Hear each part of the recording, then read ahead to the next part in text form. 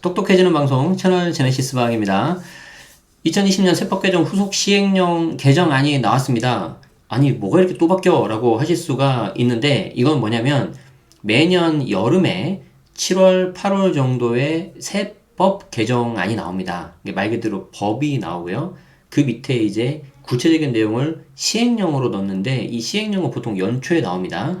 그래서 이제 법은 국회에서 법을 통과시켜야 되기 때문에 보통 연말, 좀 늦으면 연초에 이제 국회에서 여야 합의 간에 제가 왜 웃는지는 아시겠죠? 어쨌든 이제 그런 식으로 해서 법을 통과를 시키고 이후에 이제 세법 개정 후속 시행령의 개정안이 나오고 요거는 이제 시행령이기 때문에 대통령령으로 이렇게 나올 수가 있는데 보통 2월 정도에 최종 확정이 되거든요. 그런데 뭐 시행령은 뭐 그래도 대통령령은 상대적으로 좀 이슈가 없기 때문에 그냥 쭉 거의 그대로 가는데 그래도 내용이 바뀌는 경우가 간혹 있습니다. 그렇기 때문에 지금 나오는 내용은 이 시행령 개정안에 대해서 제가 설명을 드리는 거고 솔직히 내용도 많고 내용도 좀 어렵습니다. 그래서 제 개인적인 의견이 들어갈 수밖에 없는데 저도 좀 틀릴 수가 있거든요.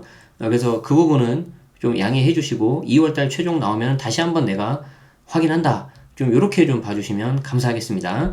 자, 그래서 제 텔레그램 채널에 들어와 계신 분들은 이미 이제 요 파일은 다 받으셨을 텐데 여기 이제 보시면은 목차가 이렇게 있는데요.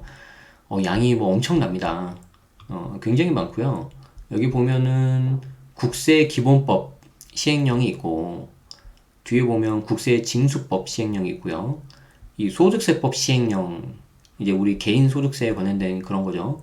굉장히 많아요. 여기 이제 여러분들 관심 있는 주식, 양도세 뭐 그런 것도 들어갈 수 있고 비트코인 지금 장난 아니죠. 가상화폐에 대한 과세 뭐 이런 것도 좀 있는데 우리는 이제 부동산 세금이니까 이 중에서 금융세제 패스하고요. 부동산 등 양도소득세제 요거에 대해서 제가 설명을 드려볼 건데 양가로 25번 뭐 26번 특히 뭐 이제 34번까지 해가지고 양이 굉장히 많습니다. 근데 이제 제가 이거를 페이지를 계속해서 이렇게 넘기다 보면 여러분들이 좀 보시기도 힘들고 눈도 아프고 그래서 제가 이제 다 이렇게 잘라놨죠. 잘라놨죠. 그래서 이제 요거 우리 슬라이드 보면서 보도록 하겠습니다. 네. 아시겠죠? 네. 좋아요. 자, 아직 최종 확정은 아닙니다. 자, 일단 봅시다. 2020년 세법 개정 후속 시행령 개정안에 대해서 설명을 드려보도록 하겠습니다. 우리 바쁘신 분들이기 때문에 곧바로 직구로 갑니다. 아시겠죠? 부동산 세제 관련된 거, 부동산 등 양도소득세제 관련된 내용 중에서 우리가 이제 알아야 되는 내용들 말씀 좀 드리겠습니다. 제 해석이기 때문에 좀 틀릴 수도 있다는 거 미리 말씀드립니다. 요즘에 뭐 워낙 어렵고 그래가지고 좀 조심스러워요, 저도. 자, 일단 이 내용 중에서 여러분들이 반드시 아셔야 되는 건 뭐냐면은 이 주택수에 포함되는 분양권 이게 이제 늘어났어요. 그러니까 여러분들이 흔히 알고 있는 주택에 대한 분양권이라고 생각하시면 되는데 미리 말씀드리지만 오피스텔 분양권은 빠질 것 같아요. 그러니까 이제 오피스텔 분양권은 해당이 없고 여러분들이 알고 있는 새 아파트 있죠. 그 분양권이라고 생각을 하시면 되겠습니다. 자, 이제 계속해서 이제 26번 보면은 주택과 분양권을 소유한 경우 1세대 1주택 특례 요거에 대해서 이제 볼 건데 자, 보시면 주택과 분양권을 소유한 경우에 1세대 1주택 특례 여기서 핵심은 뭐냐면은 양도소득세 제상 그러니까 양도소득세 주택 관련해서 분양권은 이제 조합원 입주권과 동일하게 주택수에 들어간다. 자, 중요한 게 양도소득세라는 거 그리고 이 분양권은 이제 입주권하고 같아진다는 거. 자, 그렇지만 조심해야 되는 게 뭐냐면은 21년 1월 1일 이후 취득하는 분양권이라는 거. 자, 정리되실까요? 첫 번째, 양도세 주택수라는 거. 그리고 이 분양권이 이제 입주권하고 같아진다는 거, 주택수에 있어서. 그리고 21년 1월 1일 이후 취득하는 분양권이라는 거. 왜 제가 이렇게 구분을 하냐면은 오늘 땅집보에서도 제가 말씀드렸지만 주택수는 취득세 주택수 다르고 보유세 주택수 다르고 그리고 양도세 주택수가 달라요. 그렇기 때문에 여러분들이 세무사님하고 상담을 할 때 주택수가 어떻게 됩니까? 이렇게 물어보면 그 세무사님이 대답을 못 하실 수 있죠. 아니면 취득세, 보유세, 양도세를 다 말해야 되는데 여러분들은 그 중에서 나는 취득세였는데 이럴 수 있잖아요. 취득세는 8월 12일부터 분양권이 이미 들어갔죠. 그렇기 때문에 취득세는 오히려 더 좀 빨라졌고요. 양도세. 양도세는 21년 1월 1일 이후 취득하는 것부터 들어간다. 그래서 굉장히 조심하셔야 되고요.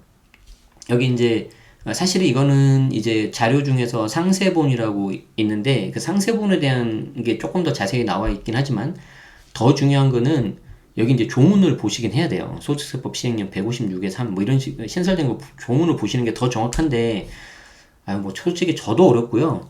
또 이게 조문이라는 게 해석을 잘못하면 더 문제가 될 수 있기 때문에 우리는 이 상세본을 가지고 내용을 보시되 다시 말씀드리지만 2월달에 최종 확정된 거 보고 하셔야 된다. 아시겠죠? 그래서 여러분들은 만약에 나하고 관련된 게 있으면은 뭐 대충 이런 말인 것 같네.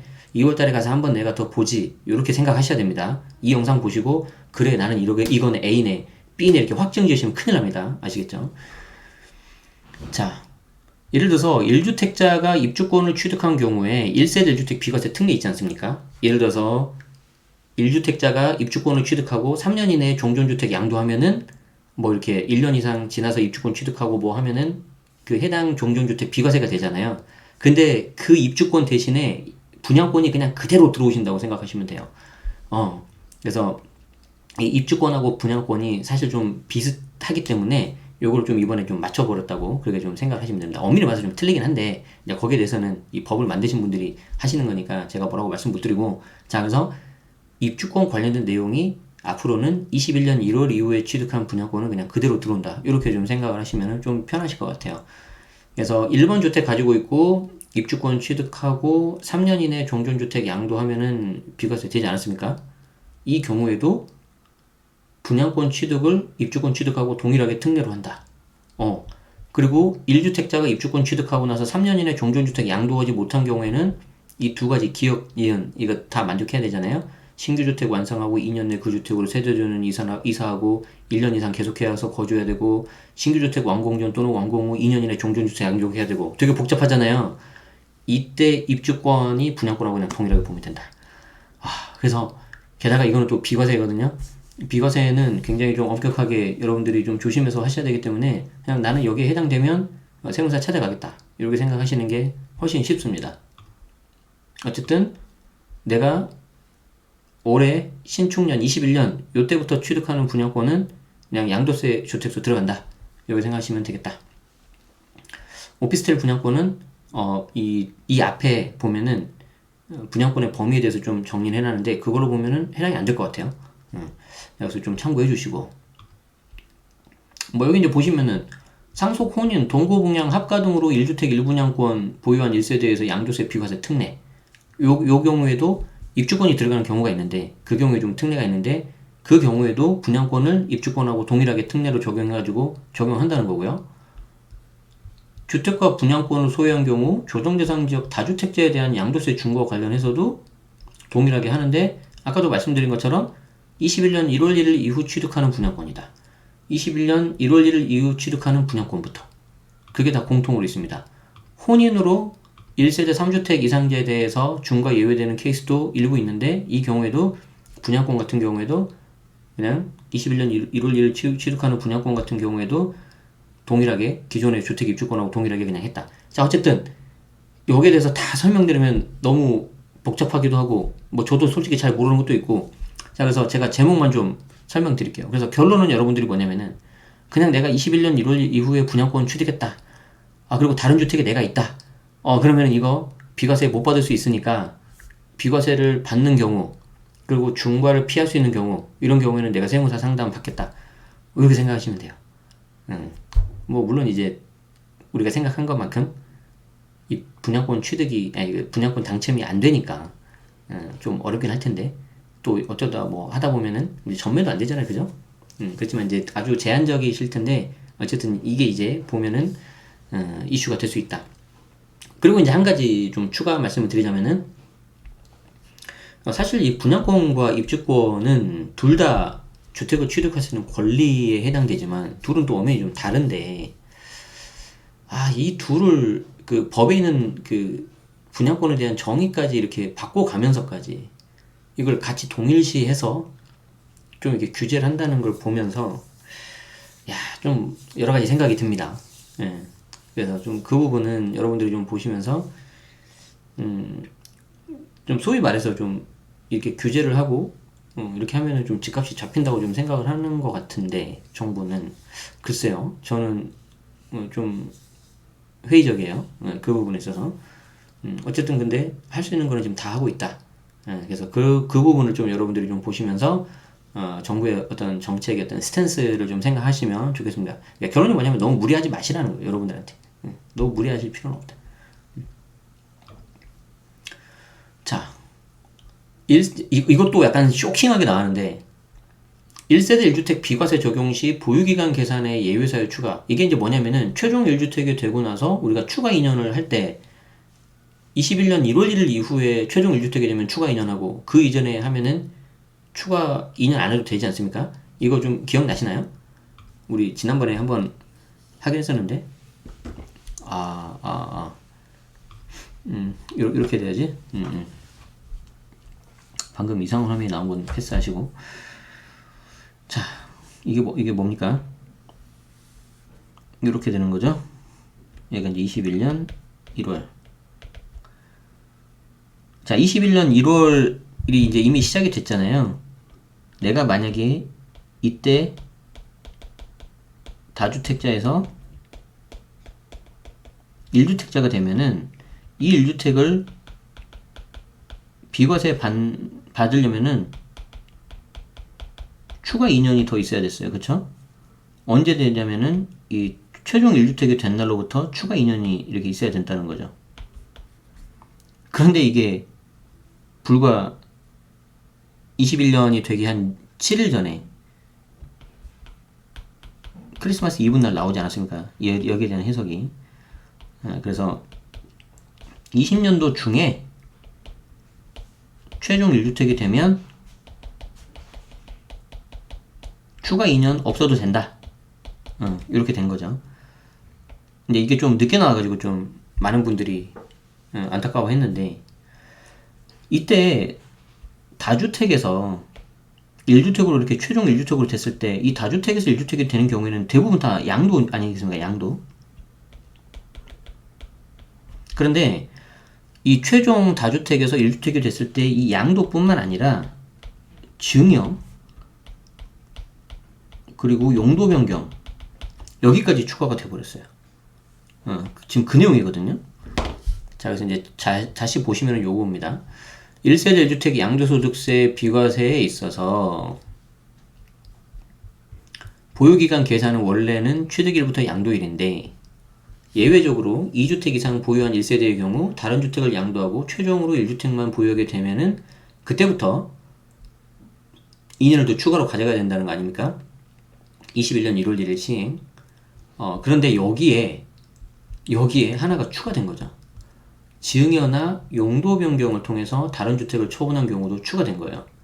즉 증여는 말 그대로 세대 분리가 된 자녀 등한테 증여해서 내가 1주택이 된 경우에도 추가 2년 해야 되는 거고, 그리고 오피스텔을 주거용으로 쓰다가 일반 임대, 즉 업무용, 상업용으로 써버리면은 주택수에서 빠지거든요. 양도세 주택수에서.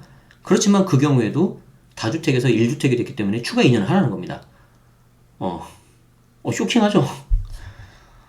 야, 사실 여기에 대해서 이제 좀 몇몇 분들이 질문을 주셔가지고 여기에 대해서는 좀 기다려봐야 될 것 같습니다 했는데, 이번에 소득세법 시행령 개정안에 이게 나왔더라고요.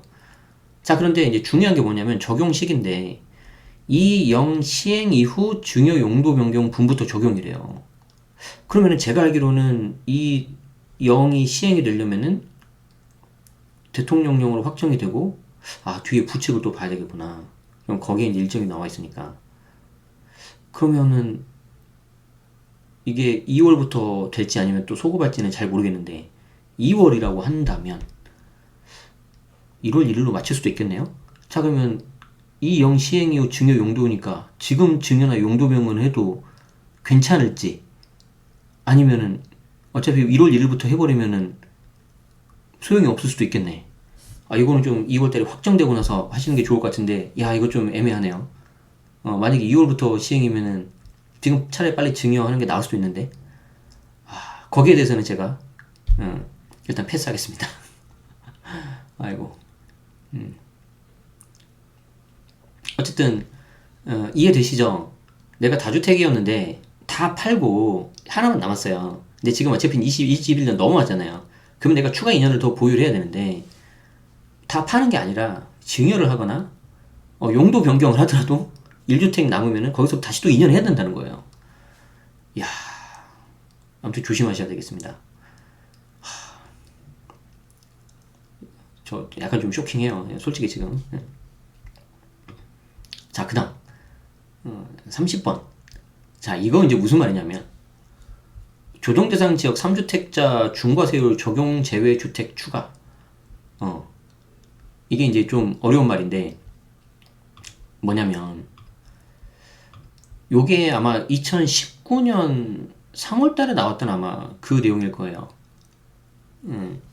뭐냐면 우리가 이제 고가주택 비과세 있지 않습니까? 고가주택 비과세. 예를 들어서 10억이면은 9억까지는 비과세고 9억에서 1억 넘은 그 초과 1억 9억 넘은 그 초과 1억에 대해서는 이제 세금을 내는데 그 세금을 받을 때 지금 대부분 다 조정 대상 지역이기 때문에 그 초과되는 1억에 대해서 일단 고가주택이면은 그래도 비과세니까 처음에는 9억 초과로 돼서 중과가 안 들어간다고 다 생각했거든요. 저도 그렇게 좀 해석을 했고 그런데 19년 3월 달인가 2월 달에 나온 그 유권 해석에서 아니다. 이거 9억 초과분 중과 들어간다. 이렇게 나와버린 거예요. 왜냐하면 그 당시에 등록된 임대주택 같은 경우에도 그 세법상 장기임대주택이 빠지는 게 아니니까. 그렇게 해가지고 굉장히 좀 특히 이제 실무에서 하시는 그 세무사님들 같은 경우는 굉장히 충격을 많이 받으셨고 제 지인분도 그것 때문에 이게 말이 되냐고 막 그러면서 하셨고 뭐 저도 이제 건너서 들은 몇몇 분들은 그것 때문에 뭐 심지어 소송까지 가는 그런 이제 좀 이슈가 있었던 걸로 제가 알고 있는데 이번에 여기에 대해서 여기 보시면은 1세대 1주택 비과세 특례 대상 주택이 대체주택 취득으로 일시적으로 3주택 이상이 된 경우 해당 특례주택 예를 들어서 뭐 등록 임대사업자의 거주주택 같은 경우에 이 경우에도 중과 배제해주겠다. 중과 제외 주택 추가하겠다. 그러니까 기존에 나 고가주택 비과세였는데 9억 초과분이 다른 등록 임대주택이 있어가지고 중과를 받았어. 근데 이번에 중과 제외를 해주겠다는 거예요. 자, 근데 여기 보시면은 적용 시기를 보면은 이 시행일 이후 양도분부터예요. 그러면 지금 이미 그 전에 해가지고 19년 3월인가 나와가지고 중과 받았을 거 아닙니까? 그쵸? 그러면 그 경우에는 이거 어떻게 구제가 되느냐? 저도 이제 이것 때문에 그 아는 세무사님하고 좀 이야기를 해봤는데 결론은 좀 더 지켜봐야 될 것 같다. 본인도 이제 이거 황당하다. 뭐 어쨌든 여기에 대해서 좀 합리화로 잡힌 거는 다행인 것 같은데 아니 그러면 좀 처음부터 해줬으면 좀 좋았을 텐데 그래서 요거 해당되시는 분 계실 것 같아요. 제가 봤을 때는 아마 꽤 생각보다 그래서 좀 늦었지만 한번 좀 다시 확인해 보시고 만약에 관련해서 이제 혼자 신고하신 분들은 관할 세무서에 문의를 해보셔야 될 것 같고 세무사 신고대행 세무대리인을 통해 가지고 신고대행 맡기고 이렇게 하신 분들은 관련 맡기셨던 그 세무사님한테 좀 한번 문의해 보셔가지고 이거 어떻게 구제 방안이 있겠냐 어떻게 하겠냐 그런 걸 한번 여쭤보시기 바랍니다. 아마 2월 정도 돼서 확정이 되면은 좀 관련 내용도 나올 수도 있을 것 같아요. 어쨌든 너무 혼란스럽죠, 그죠? 이제 솔직히 말하면 지금 막 이렇게 저도 막 해설하다가도 저도 가끔 힘들 때 있어요. 야, 이거 내가 과연 맞게 해설하는 건가? 어려워요, 진짜. 솔직히 말하면 저도. 물론 이제 좀 생각보다 많은 분들이 방송을 봐주시고 그러셔서 저도 굉장히 좀 신중을 기하는데 좀 그런 부담이 없지 않아 있다는 거 알아봐 주시고 하나 더 말씀드릴게요. 이제 요것도 이제 좀 쇼킹한 건데 제가 이제 특정인을 제가 말씀은 못 드리겠고 우리 절친분 중에 이거 관련해가지고 계속 우리 채팅 같은 거 하면서 물어보신 분이 계셔서 제가 이제 안 됩니다. 거주택 비과세 조심하셔야 됩니다 했는데 이거 나온 거 보니까 또 이게 잘하면 될 수도 있을 것 같다는 생각이 듭니다. 자, 뭐냐면 뭐 거주주택 비과세 특례라고 하기도 하고요. 여기 보면은 임대주택 사업자, 그러니까 이제 주택임대 사업자의 거주주택에 대한 비과세 이렇게도 나오거든요. 자, 어찌됐든 간에 내가 이제 주택임대 사업자인 상태에서 거주주택 말고 나머지를 전부 다 세법에서 말하는 장기임대주택으로 등록을 해가지고 해당 거주주택을 팔 때 비과세를 받는 그 아주 꽤 파워풀한 절세법이 있는데 그게 이제 거주주택 비과세 특례 혹은 뭐 임대주택 사업자의 거주주택에 대한 비과세 이렇게 이제 말씀을 드리거든요. 자, 그런데 여기에 대해서 이제 비과세 허용 범위를 좀 명확하게 했다는 거예요. 그러니까 사실 이게 굉장히 어렵고 저도 좀 실수한 게 있어요. 여기에 대해서 뭐 비과세가 되는데 안 된다고 했다가 아는 분이 또 연락 주셔가지고 막 블로그 글도 수정하고 뭐 댓글에도 좀 죄송하다고 제가 하고 했는데 이제 어떻게 해요? 그래서 저도 막 되게 어려웠단 말이에요. 자, 그런데 여기 보시면은 자, 장기 일반 민간 매입 임대주택 그러니까 이게 예전에 그 준공공이거든요. 그리고 이제 여기 이제 거주주택에 대한 1세대 1주택 비과세 특례에 있어서 적용 대상 8년 이상 임대한 장기 일반 민간 임대주택 보유자의 2년 이상 거주한 주택을 이제 평생 유례 비과세 하는 거 아닙니까? 그리고 이제 장기 일반 민간 임대주택 중 아래의 주택은 제외. 그러니까 이제 제외한다는 건데 여기 보시면은 2018년 9.14 이후 유주택자가 조정 대상 지역에서 취득한 임대주택. 그러니까 이제 요거인 경우에는 이게 좀 비과세를 못 받을 수도 있다. 이렇게 좀 해석을 해야 되는 건데 여기 보시면은 삭제잖아, 삭제. 그러니까 제가 이제 요거를 좀 실수했었어요. 9.13 이후에 조정 대상 지역에서 새로 취득을 해버리면은 양도세 중과 배제와 종부세 합산 배제가 안 되거든요. 그런데 이제 저는 좀 보수적으로 봐가지고 거주택 비과세도 안 될 것 같습니다. 이렇게 말씀드렸는데 그게 제가 틀렸던 거죠. 근데 이제 이거를 좀 더 명확하게 하기 위해서 여기를 아예 삭제를 해버린 거예요. 그러니까 결론은 뭐냐면은 9.13 이후에 1주택 이상 상태, 즉 유주택 상태인 상태에서도 조정 대상 지역에서 취득을 하고 뭐 6억 이하 요건 이런 거 갖춰서 임대주택으로 등록을 하면 양도세 중과 배제, 종부세 합산 배제는 안 되지만 거주택 비과세 특례는 가능할 수 있다는 거예요. 아시겠죠? 그러니까 아주 이제 내가 전략적으로 종부세 합산 배제, 뭐 양도세 중과 배제 다 포기해. 근데 나는 거주택 비과세 얘만 받으면 돼. 이러신 분들은 등록을 해도 된다는 거죠. 이해되십니까? 자, 그런데 이슈가 있죠. 2020년 7월 11일, 정확하게는 2020년 7월 10날, 710 대책이 나왔을 때 그때 렌트홈 대란 났잖아요. 그리고 그 이후에 이제 임대주택 그 민간 단기 4년짜리하고 아파트 8년 그거 등록 이제 안 됐고 단기에서 장기로 조건 변경하는 것도 안 되지 않았습니까? 자, 그러니까 이제 그 이후에 임대 등록을 신청한 아파트 그리고 단기에서 장기로 변경 신고한 임대주택 요것도 이제 제외인데 요거는 이제 안 된다고 보는데 지금 이제 결론만 말씀드리자면은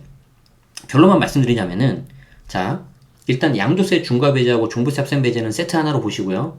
거주택 비과세 특례는 또 따로 별도로 보셔야 될 것 같아요. 자, 그래서 양도세 중과 배제하고 종부세 합산 배제 좀 적어봅시다. 여러분들도 듣기 힘들잖아요, 그죠? 말로만 하면. 아무튼 이거는 되게 어려우니까 꼭 세무사 상담 받으세요. 아시겠죠? 자,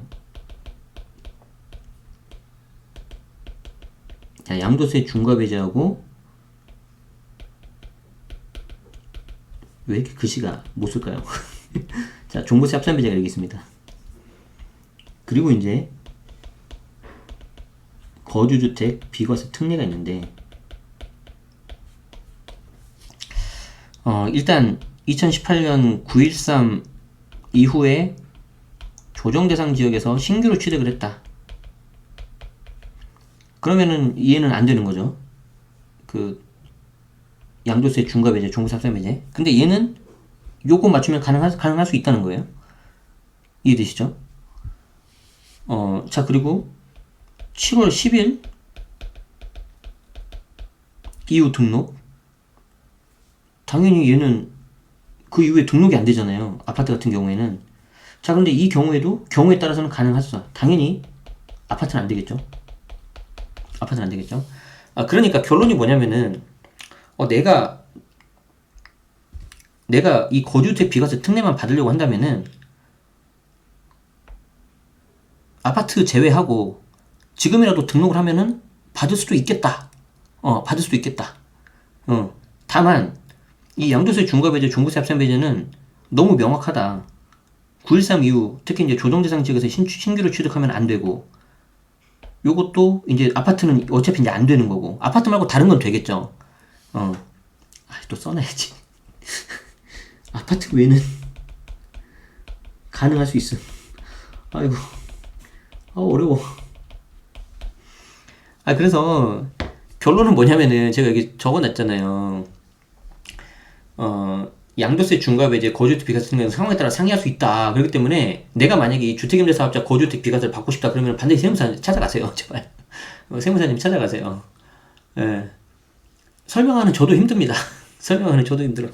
이게 이제 더 정확하게 보려면은 그 조문에 있는 뭐 가목이 어떻고 마목이 어떻고 막 하나씩 봐줘야 되는데 제가 뭐 솔직히 그렇게까지 막 해석을 할 수 있는 능력이 잘 있는 것도 아니고 괜히 또 어설프게 말씀드렸다가 여러분들 오히려 더 혼선만 드리면 안 되니까 일단은 양도세 중과배제 종부세합산배제는 좀 별도로 좀 생각하고 거주택 비과세는 좀 다르게 본다. 그래서 양도세 중과배제와 종부세합산배제는 일단 중요한 거는 조정대상 지역으로 지정이 되고 나서 취득하면 9.13 이후에 취득을 하면은 그건 안 됩니다. 뭐 6억 이하고 뭐 다 상관없이 안 돼요. 그런데 거주택 비과세 특례는 예외적으로 가능할 수 있으니 지금이라도 아파트 말고 한번 이때는 내가 상담 받겠다. 이렇게 하면 좀 더 깔끔할 것 같아요. 아시겠죠? 자, 그래서 부동산 등 양도소득 세제 관련해가지고 좀 중요한 것만 제가 이렇게 골라봐가지고 몇 가지 말씀드렸는데 어렵잖아요. 그쵸? 그래서 제가 오늘의 결론입니다. 오늘의 결론. 이것만이라도 좀 외우자. 이것만이라도 외우자. 자, 오늘의 결론. 정말 이게 깔끔하게 친절하게 정리해주지 않습니까? 자, 오늘의 정리 이것만이라도 외우세요. 자, 뭐냐면 일단 분양권은 이제 입주권하고 거의 똑같아졌다. 이렇게 생각하세요. 예. 특히 21년 이후 취득한 분양권은 이제 입주권하고 같다. 이렇게 생각하시면 좀 더 편합니다. 자, 그래서 입주권하고 같아지기 때문에 내가 어떤 분양권을 팔거나 주택을 팔 때 조심해야 되겠다. 이 생각을 하셔야 되겠죠. 야, 근데 또 차이가 하나 있네. 분양권은 양도세 중과 들어가는데 입주권은 양도세 중과 안 들어가잖아요. 그래서 제가 오늘 땅 짚고 오는 많은 분들이 좀 보실 것 같아서 일부러 땅 짚고에서는 말 조금밖에 안 들었는데 추가 나올 수 있는 규제 중에 하나가 저 입주권입니다. 입주권 중과 들으면 그냥 끝이에요. 괜히 말했나? 안 보겠죠, 설마. 네. 자, 어쨌든 그런 차이가 좀 있지만 21년 이후에 취득한 분양권은 입주권하고 비슷해졌다. 이렇게 생각하시면 됩니다. 물론 취득세 주택수, 보유세 따질세 주택수, 양도세 따질세 주택수 다 다릅니다. 한번 다음에 시간 한번 내서 정리해 보겠습니다. 그리고 최종 1주택 조심하세요. 최종 1주택으로 해야 좀 편하겠다. 최종 1주택 조심하세요. 21년 이후에 내가 최종 1주택이 되면은 그 비과세 받으려면 추가 2년 보유해야 되지 않습니까? 자, 그런데 내가 다 팔고 나서 1주택만 그런 게 아니고 갖고 있는 주택에서 증여나 뭐 용도 변경, 오피스텔 같은 경우 업무용으로 용도 변경하는 경우에도 내가 그렇게 해서 1주택이 남았다면 역시 추가로 2년 보유해야 된다. 야, 그러니까 이제 막 느껴지죠. 막 이렇게 옥죄는 게.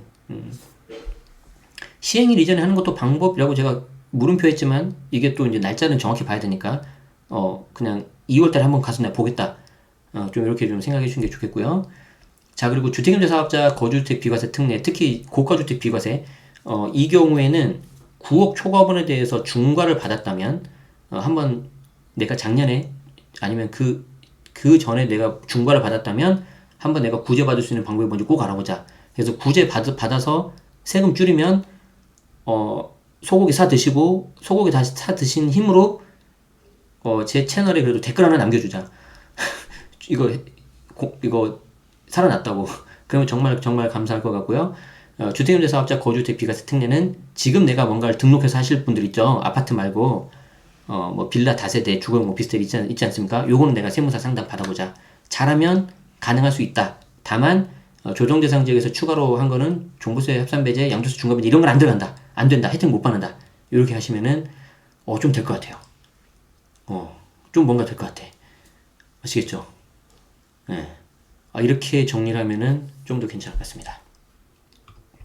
자, 그 외에도 이 시행령 자체는 너무 엄청나게 많은 양이 있습니다. 엄청나게 많은 양이 있는데 뭐 이거 다 볼 수는 없고요. 우린 또 이게 부동산 세금 쪽에 좀 특화되어 있는 채널이니까 부동산 세금 관련해서 일단 요거 말씀드리고 또 이제 저도 다른 그 세무사님들이라든가 그런 분들 글도 좀 참고하고 있습니다. 그래서 조금 더 해석이 명확해지고 더 좀 구체적인 내용이 나오면 이제 제가 알려드렸던 것 중에서 혹시 이제 틀린 게 있으면 뭐 그러면 안 되지만 발빠르게 좀 수정해서 좀 알려드리고 해드릴 테니까 여러분들 잘 봐주시기 바라고, 뭐 좀 틀렸다고 해서 너무 뭐라 하지 마시고 이게 응원의 말씀도 많이 해주시고, 일단은 이런 내용이 있는데 최종은 2월 달에 가야 되는구나, 이렇게 좀 생각하시면 되겠습니다. 아시겠죠?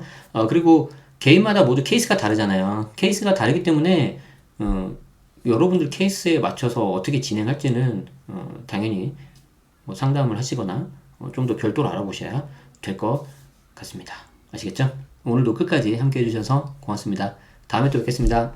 고맙습니다.